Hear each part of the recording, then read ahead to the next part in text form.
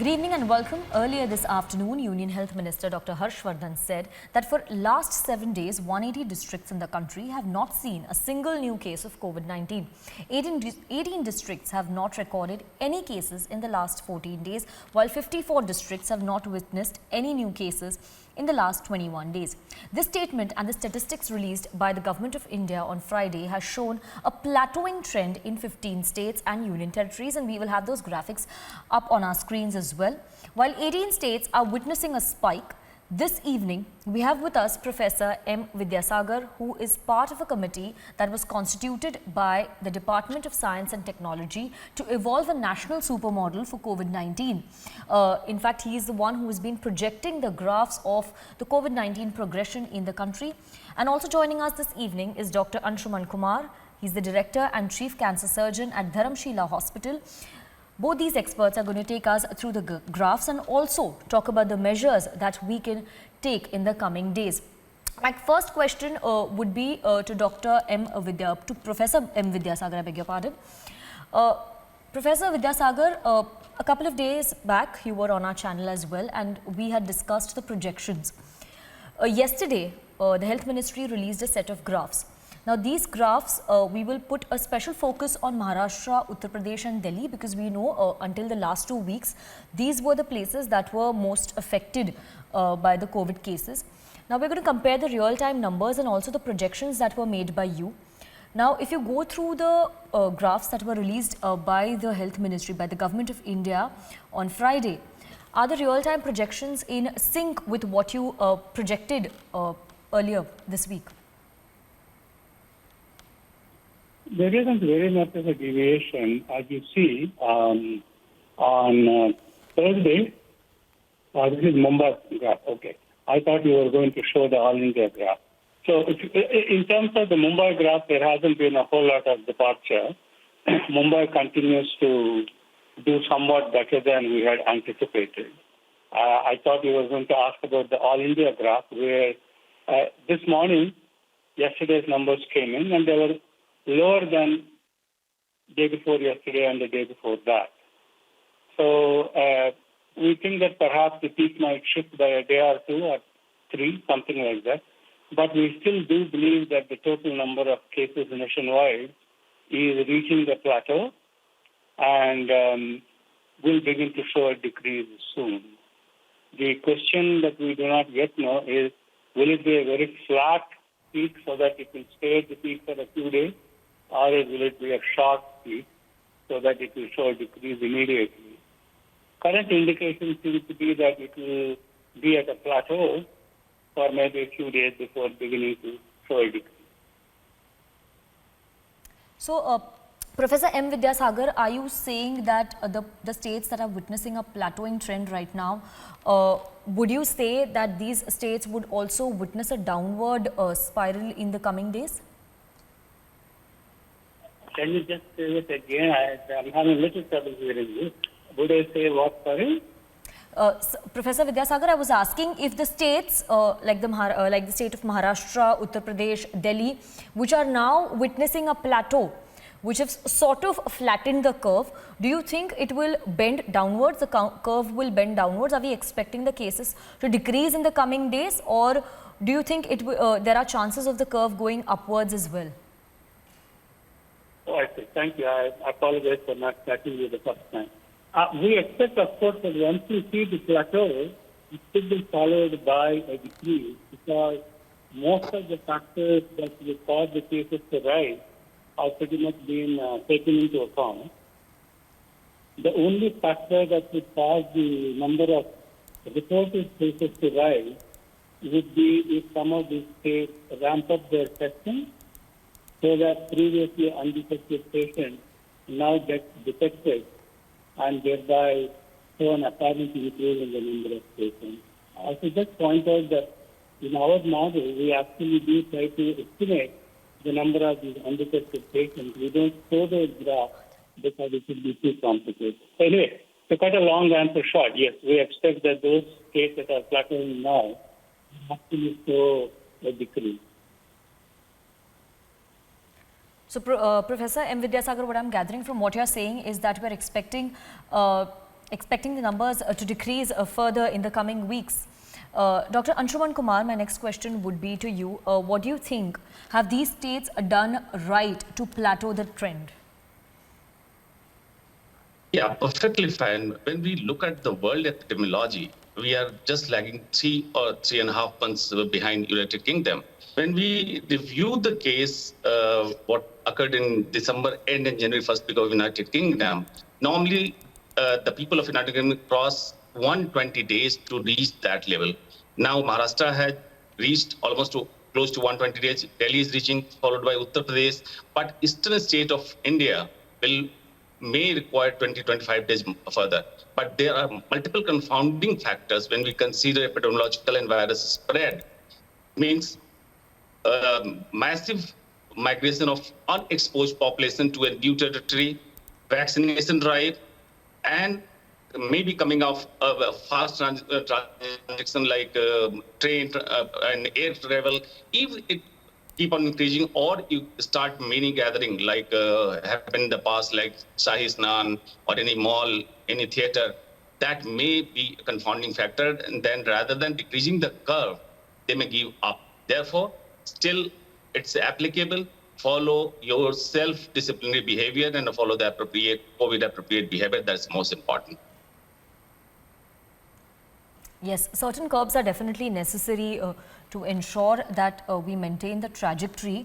Professor M. Vidyasagar, we've spoken about the states that are plateauing, but there are as many as 18 states, as pointed out by the Ministry of Health and Family Welfare, that are witnessing an upward trajectory. Now, what are your projections on these trends? Did you expect these states, like there are many states from the northeast that are witnessing an upward trajectory? Did you, in your projections, expect this trend there? Yes, definitely. For the convenience of Republic TV, I shared just an aggregated all India projection, but we do much more detailed projections. We do individual projections for every single state. We do individual projections for the top 150 districts by population in India. And we also do projections for large metros like Mumbai, for example. So when I say that the overall number of cases is expected to peak, this does not at all mean that every single state is peaking. Far from it, as you have correctly pointed out, even at a state like Maharashtra is showing a very definite downward trend. Other states like Karnataka are showing an upward trend. And within Karnataka, the city of Bangalore is showing a very high upward trend. The northeastern states and the Himalayan states, Uttarakhand and Himachal Pradesh, they are also showing an upward trend. Because they are small states, these numbers do not massively affect the national total, but viewed as percentages, they are definitely on the upward trend. So we have to watch those states very carefully, and we do make these projections and we share them with the public. Yes, thank you, Professor M. Vidyasagar, for answering that question. Dr. Anshuman Kumar, taking forward this question and the inputs given by Professor M. Vidyasagar, do you think that the states that are witnessing a spike should do more so as to ensure that the trend there plateaus as well? Because we've seen states like Karnataka and the numbers are really alarming, and Karnataka government has extended the lockdown as well. There, do you think strict curbs like this, like a lockdown measure, would ensure that the trend plateaus there? Yeah. First of all, we should understand the basis behind lockdown. What is the purpose of lockdown? There are only three purposes. One is mitigation, second is preparedness, and third is testing. You can mitigate the speed, you can reduce the speed, you can mitigate the new infected cases. At the same time, if healthcare facility is not taking the appropriate load of the infected cases in the country or particularly state or district, then we have to ramp up the health facility. And third is testing, so that you can trace it, isolate it, contain it. For those states showing upward trajectory, they have to make it more meticulous. always try to understand lockdown is not the management of corona. It requires just for the three purposes, as I had mentioned it, but people behavior is very important. Coordination and cooperation with the agencies, those who are executing the laws at the same time. 3T is very important at the same time when we have to flatten the curve or reduce it. Transparency, togetherness, and tracking and isolating the case. These are still stands true across the world. We have to follow that. Yes, ramping up testing and tracking measures, definitely very important to keep a track on the numbers in different states. Professor M. Vidyasagar, my final question to you would be, are there any, has India reached the peak? Because as per your projection that you'd given, that you'd shared with us last week, we are expected to reach the peak in the mid of May, but we've already witnessed some above 4 lakh cases. And we've also seen some over 4,000 deaths. The death count today is probably the highest daily spike in deaths that we've witnessed. And we also read a report, a Lancet report, which says that India could see even more deaths. So what is your projection on it? What is the government expert panel projection on the various inputs that we are getting, not just from India, but also from the global community on India's trend? Before I answer your question, may I just say that I totally agree with Dr. Kumar that crowd behavior is very, very important. It is not somebody else's job to build the corona. It is the job of all of us. I'm very pleased to hear you say that. So now coming back to your question, first of all, please remember that we take a 7-day moving average because the daily data tends to be very spiky. And our suggestion has always been that the 7-day moving average will keep at something of the order of 4 years, definitely over 4 years. And we are pretty much on track. Nothing much has changed in that. In terms of death, please remember that death today reflects the number of cases of about 10, 12 days ago. Because in order for a person to either recover or feel to recover, it takes about 10, 12 days. The third point I wanted to mention, I have read this Lancet report and I'm smiling because, you see, in the first wave, the census started in about March of 2020. And you can say it roughly ended on March of 2021 when the current wave began. We lost something close to 160,000 people, 1.6 lakh people. From the onset of the second wave till now, we have lost another 81,000 people. So if the decline is symmetric with respect to the rise, we would expect that in the second wave, we would again lose something of the order of 1.6 lakh people. The reason why the deaths in the second wave are increasing on the consciousness of the people is because whereas the first wave was very gentle, it grew over about 3.5 to 4 months, and again decreased over a 3.5 to 4 months period. This particular wave has been very short. It climbed in about month and a half, and therefore the daily death rate is higher, even though the total number of deaths during the ascendant phase of the wave are quite comparable to what it was in the first wave. Now, in terms of the Lancet report, they claim that million Indians are going to die. My reaction to that is, I don't know how to even measure something like that, because people make these predictions when the actual numbers don't come anywhere close to the reported numbers. The standard tactic is to say that it is being underreported, it is being bigger and this thing, that thing. You know, in science, there is a fundamental premise, which is that if you make a statement that cannot be falsified, it's not true. Therefore, for someone to say, I'm going to make a prediction of 1 million deaths, and if the actual reported numbers are less than 1 million, I'm going to claim that this is underrepresented and underreported, hidden, all that kind of thing. I'm sorry, but that kind of a thought doesn't interest me at all. Yes, Professor M. Vidyasagar, another question that I have on top of my head right now, because we're talking about the second wave and bending the curve.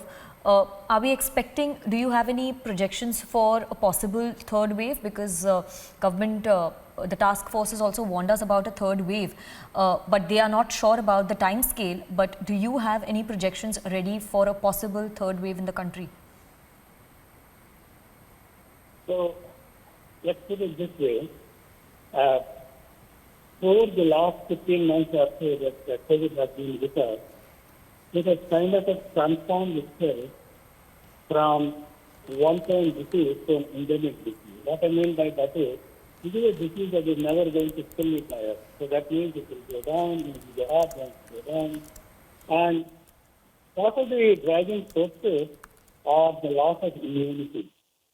So when people recover from the corona, they have some immunity for some period of time. And you see the official statistics are in the first wave of approximately 1.5 crore people recovering. That is only a small part of the actual number of people who contracted a very, very mild asymptomatic form. So those people have immunity, immunity as well. But now those will be gone and they are susceptible once again. So that is why we have a second wave. And if you don't do anything, then in another 6 to 8 months, the same batch of people will once again lose their immunity and be susceptible. So what we have to do in this window is do vaccination so that the level of susceptibility becomes sufficiently low that even if there is an uptick of cases, it will not be anything like what we have now. Now, it is easier said than done because if you look at both US and UK, they have not only had second wave, they have had massive third wave.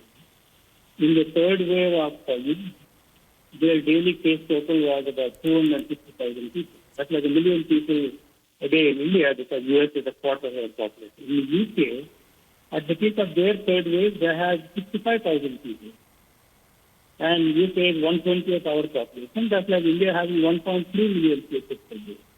So somehow those countries have also failed to anticipate and reduce their third wave. That is not an excuse for us. We have to analyze their data and all data, take away the correct learning.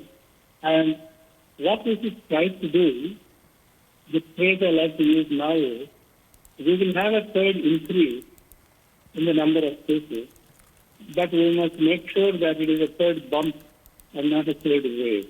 If we can do that, we should be happy. That's what I would say. Yes, thank you. Thank you very much, Professor, for answering those questions. Dr. Anshuman, final question as we close this segment, because as we see signs of recoveries, we are also seeing newer concerns like the deadly black fungus. Are there red flags that people should still watch out for as far as COVID recoveries and this entire situation is concerned? I didn't get you what is it exactly? Yeah, sir, my question was about as we are seeing more recoveries, as we see signs of recoveries, because our recovery rate is also quite good, but we're also seeing newer concerns like that of the deadly black fungus. So are there any red flags that people should watch out for? Yeah. The more the people are immunocompromised, like cancer patients, diabetic patients, and even after COVID infection, we are getting more and more cases. Practically, we call it mucormycosis, affecting eye-operated few cases. There is a loss of jawbone and lung fungal infection is increasing because of immunocompromise. Number two, people are excessively using hand sanitizer. Mixed with isopropyl alcohol, ethyl alcohol, that increasing the hand fungal infection. There are a lot of fungal infection, nothing, it's kind of commensal present in the environment. If you get a deficient or breakage in the immune system or suppressed immune system, just it gets ramped up. Therefore, we have to be very watchful. Even after recovery of COVID, you get any symptom of persistent cough, fever, chest pain, or anywhere in the body, any kind of abnormal symptoms, must consult because fungal infection in post-COVID era is increasing day by day. Yes. Yes. Thank you very much, Professor M. Vidyasagar and Dr. Anshuman Kumar, for joining us in this broadcast of The Biggest Story and sharing your views on the plateauing of the trend as well as the medical concerns that people might have. Thank you very much for joining us in this very informative Biggest Story edition.